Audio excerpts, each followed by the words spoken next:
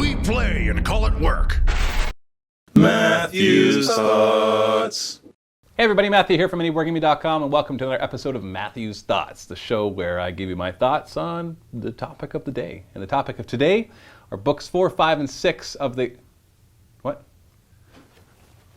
Oh, shoot, I did it again. Hold on a second. Oh, better. Okay.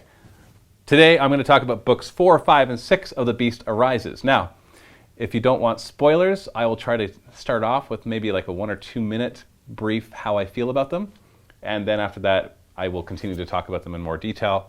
Try not to give away too many important spoilers, but obviously there will be spoilers at that point. And so yeah, let's just jump into the non-spoiler section first by talking about book 4, 5, and 6. Now, in 1, 2, and 3, I loved 1, absolutely loved it. 2 had a slow start and was kind of discombobulated for the first half of it, but then it picked up in the second half, and the third book was good again. And then it's funny, in the review that I left for the 1, 2, and 3, somebody posted a comment saying that they liked the books, but they got to book 5, and then they couldn't continue. They just didn't like it, and they lost all motivation. So I was kind of worried, but then I realized not everybody has their own opinion, so it's not likely necessarily that just because one guy didn't like it, that I won't like it. And sure enough, I enjoyed all of books 4, 5, and 6.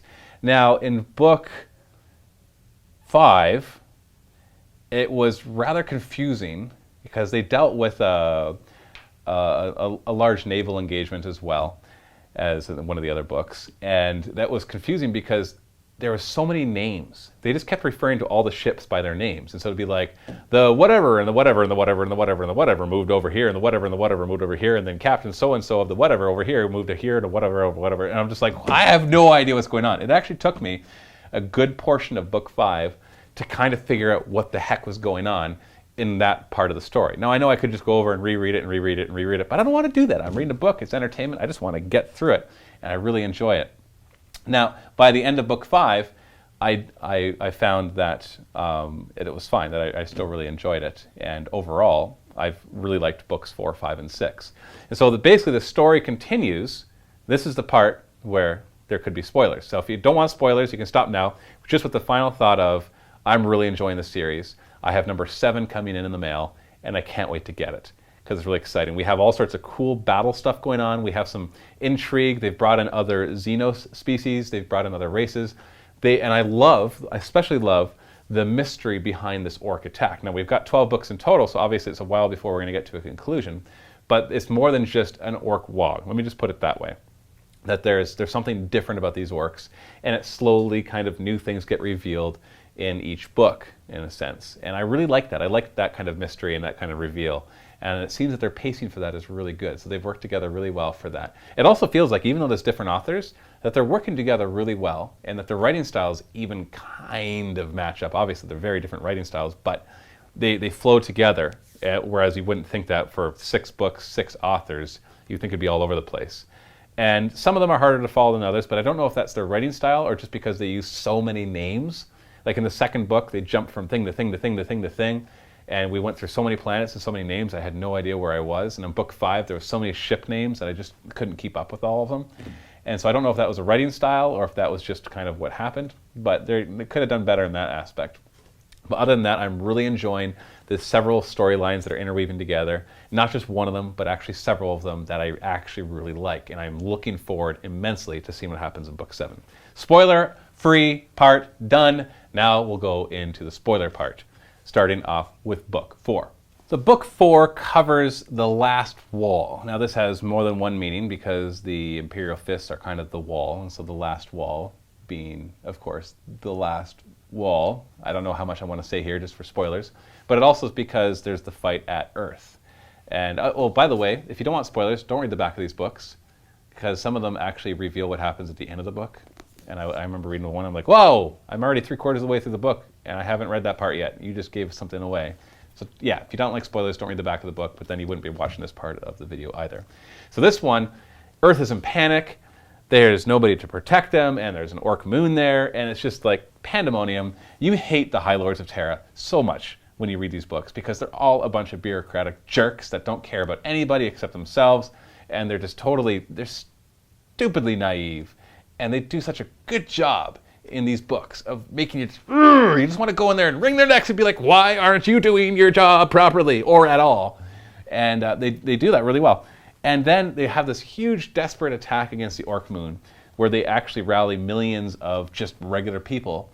And they're like, well, we'll beat the orcs with their own strategy by just overwhelming them with so many people that even though they all suck, that the orcs won't be able to stand up against them because there'll just be so many.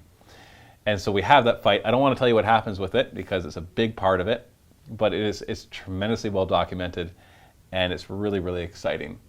And I really, really enjoyed that. And meanwhile, there's other sub-stories going on, of course, with Captain Corland, Captain Slaughter, and all the Imperial Fist stuff.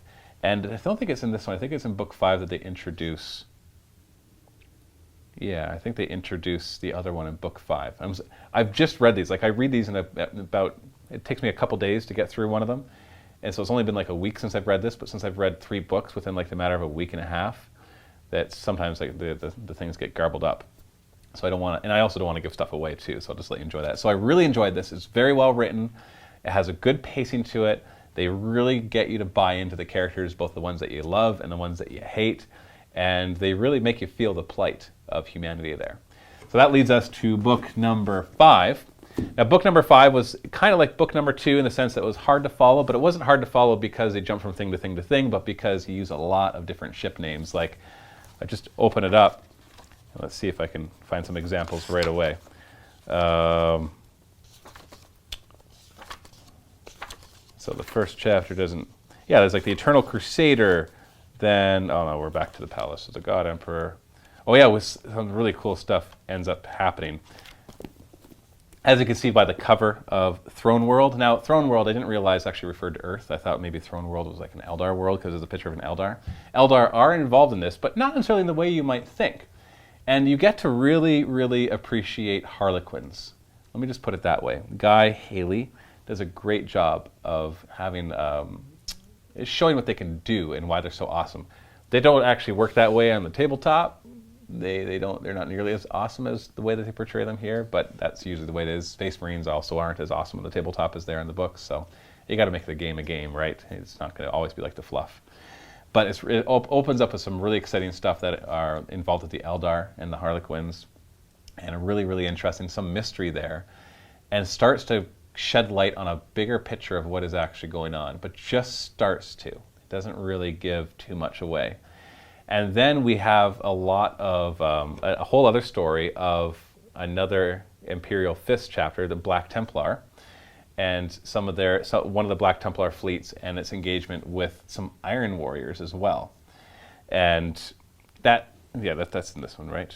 Yes. And it's all mixed in with the Orc invasion as well. And so now we got the Chaos Space Marines involved in this, but once again, just like the Eldar, in a way that you would not expect. And it's really interesting. But once you figure out what the heck is going on, because that was the hardest part about this book, was being like, who's that, who's that, who's that? The names of the people I caught on to pretty quickly, and it actually has a really cool Black Templar character who's a dreadnought, but not your typical dreadnought. He's actually a high marshal, and which is unusual because most dreadnoughts lose a lot of their abilities, but he chooses to retain a lot of his.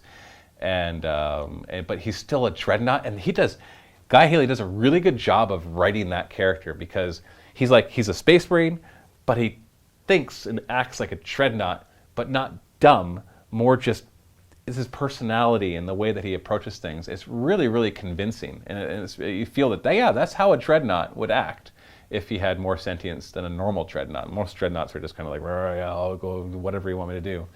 But he actually maintains a lot of his abilities, and it's really cool. He does a really good job of doing that. So by the end of the book, I was really into that storyline, even though it took me a little while to get into it. So once again, not sure if it's the style of the person or if it's just because they use too many names. I'm not a literature major, so I'm not quite sure how to pick out all that kind of stuff. I can just tell you how I felt and how it flowed for me. And I read a lot of books, so it's not like, oh, this was the first few books I've read and I just have a hard time reading. Like, it just was hard to follow for that reason.